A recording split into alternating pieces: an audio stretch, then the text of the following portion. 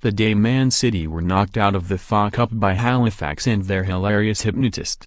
Manchester City fans of a certain vintage may be forgiven a cold shudder when they contemplate the prospect of Saturday night's trip to the Newport mudheap. But at least this time they will not have to face one of the most colourful characters in the history of the FA Cup, a barmy hypnotist named Romark. This man not only helped Halifax Town pull off the giant killing of the Blues in 1980, he also had a rib-tickling encounter with Muhammad Ali, and a more painful one with the back of a police van. The Blues faced the South Wales Minnows this weekend in front of the TV cameras, on a pitch that, on the old FA Cup vernacular, is something of a leveler. The game will bring back unhappy memories for Blues supporters of the time when they last lost in FA Cup tie to a team from 3 divisions below, after the Shaymen recruited a vengeful hypnotist. Romark, real name Ronald Markham, claimed the credit for City's demise. Malcolm Allison took his first division team, including internationals Joe Corrigan, Mick Robinson, and Colin Viljoen, and then English record signing Steve Daley, across the Pennines on a cold, wet Saturday afternoon. The Shay lived up to the origins of its name, which meant heap in Old English. The Yorkshire side were already fired up for the game, played in atrocious conditions. But they had a secret weapon. Their manager George Kirby had brought in the flamboyant Romark to convince his players that they could pull off the upset of the round. Romark had quite a history. He once landed himself in trouble when he boasted that he could drive a car blindfold from Milford, where he was appearing at the local theatre, to London, using his psychic ability alone. The publicity stunt came to an abrupt end after 20 yards, when he drove into the back of a police van. By way of explanation, he said, "I wasn't expecting a police van to be in the way.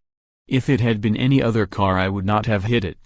City manager Malcolm Allison had incurred the wrath of this formidable crackpot 4 years before the meeting at the Shay, when he had turned to Romark to work on his Crystal Palace players ahead of their FA Cup semi-final against Southampton.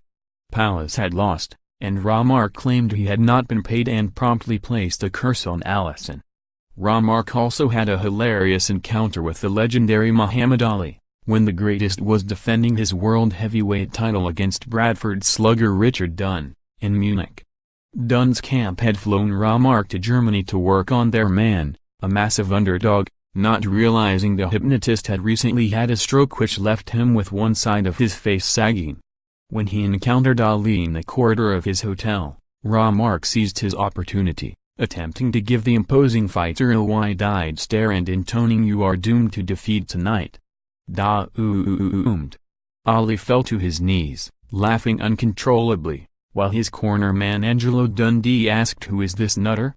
Dunn said that Romark had tucked him in bed and told him the story of Cinderella as part of his mesmeric routine. He added, "The bloke was completely barmy. He kept telling me I had fists of iron."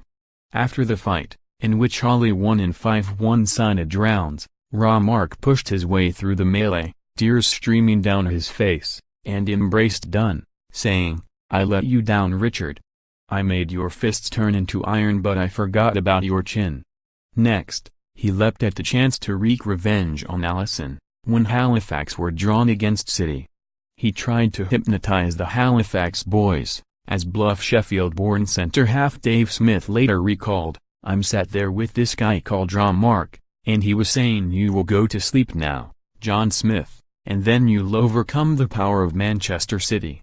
You will play the greatest game of your life, John Smith. When I count to 3, you'll wake up again.'" I was trying not to laugh and I'm thinking, what's all this about? What a load of nonsense. City fans will be relieved to hear that Newport are not thought to have drafted in any hypnotists ahead of Saturday's game.